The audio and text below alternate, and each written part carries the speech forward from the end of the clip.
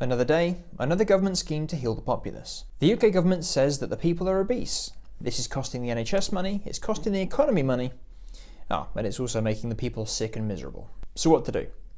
Well, don't worry, because our government is on the job with the mission to reduce the number of calories in food products, including meat products.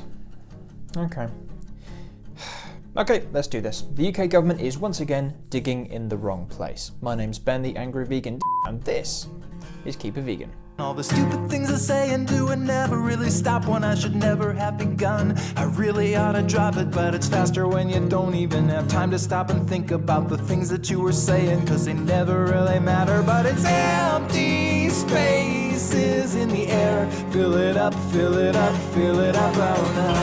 Oh no, all the million little empty spaces in the air. Fill it up, fill it up, fill it up. Oh no.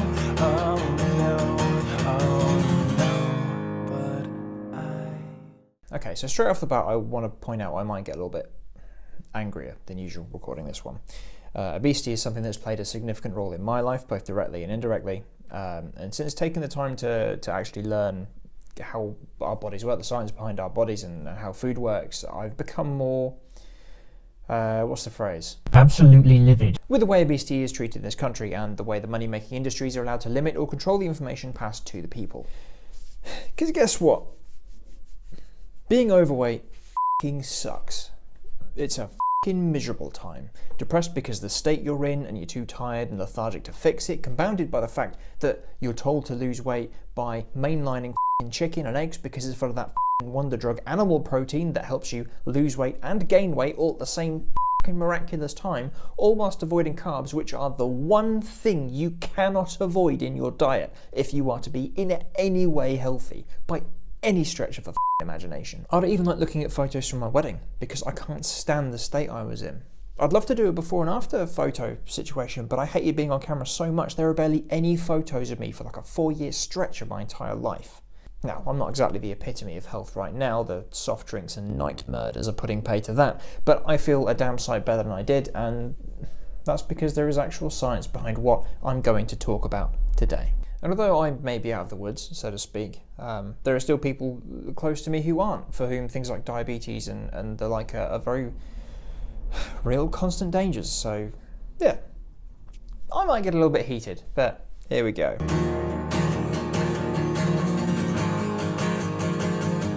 The UK Govt has outlined that overweight kids are eating up to 500 calories more than they should per day. It's like an extra meal. And adults are eating 200 to 300 calories extra per day. As a result, they have thrown down the gauntlet to the food industry, challenging them to lower calories in products by 20% by 2024, which they can do by changing existing recipes, reducing portion sizes, or encouraging consumers to purchase lower calorie products. Now, this is serious stuff. The government reckons that if the 20% target is met, over 35,000 premature deaths could be prevented. I'm not going to talk about how much obesity costs the NHS because it feels like a meaningless discussion at this point, when the government is straight up trying to privatise the NHS anyway. It's not being criticised for pickpocketing a person by the individual who is currently strangling them to death. So what are we talking about when we say products?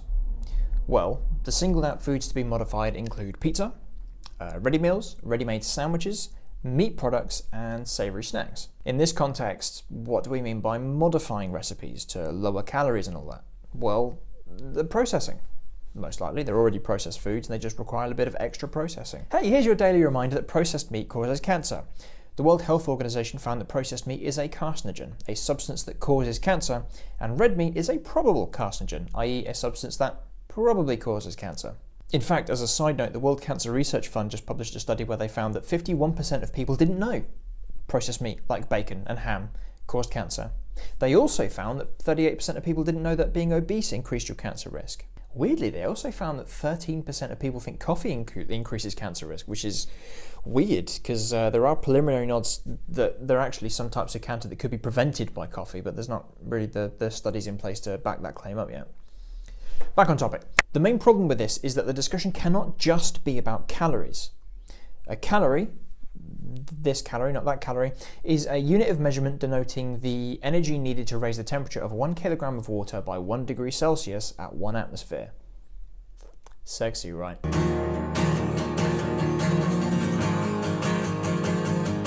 calories are used to state the energy value of food for the benefit largely of consumers. But here's the thing. This is a breakfast according to the new outlines. 400 calories. That's 2 eggs scrambled in a pan with a little bit of oil and on a slice of white toast. No butter, because that would be an additional 100 calories. Here's another possible 400 calorie breakfast. Oatmeal with almond milk, chia seeds and blueberries, a banana, and a black coffee.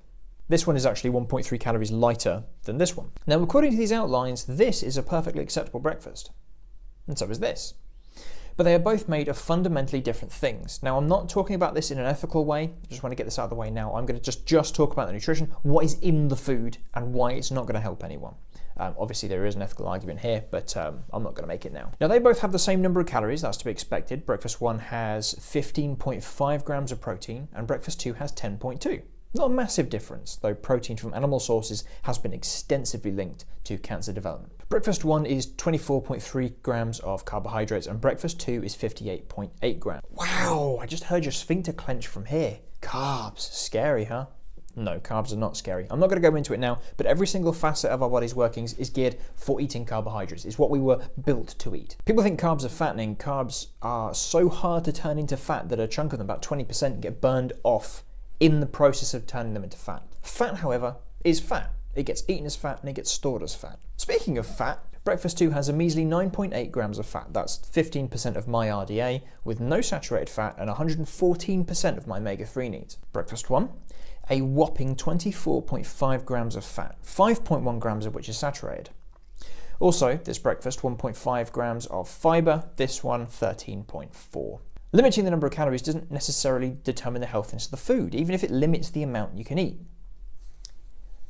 I want to introduce you to caloric density.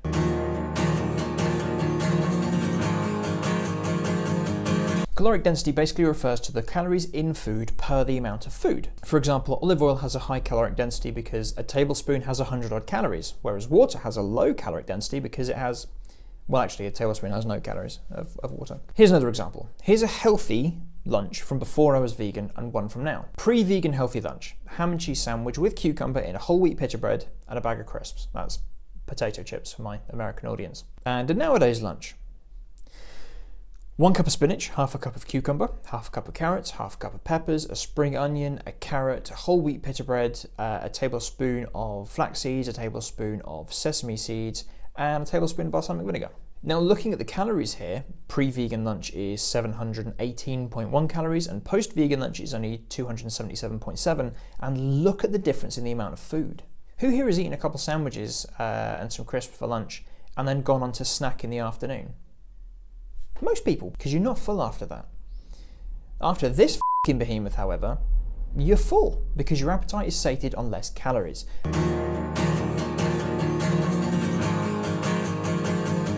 The science is simple. If you want to lose weight, if you want to not be obese or overweight anymore, stop eating as much fat.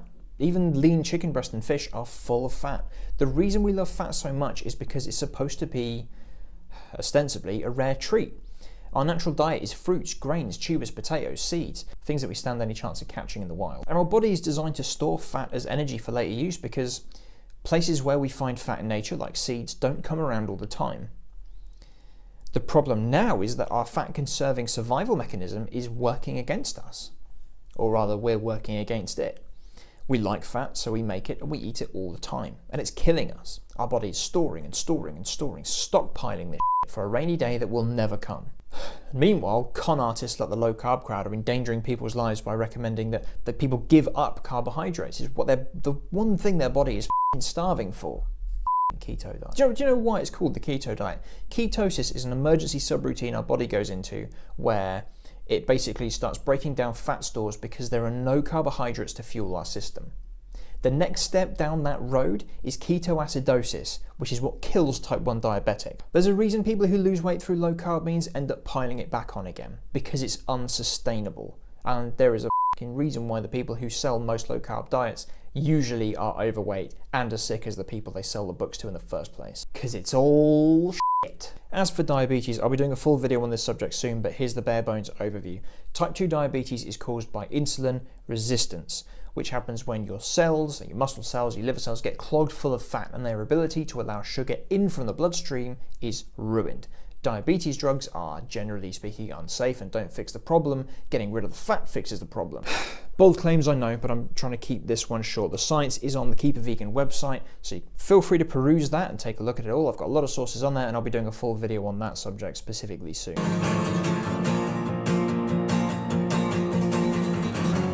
Yeah, at the risk of sounding like a broken record, the science shows that eating a high-carb diet, a whole food, plant-based diet, is the way forward.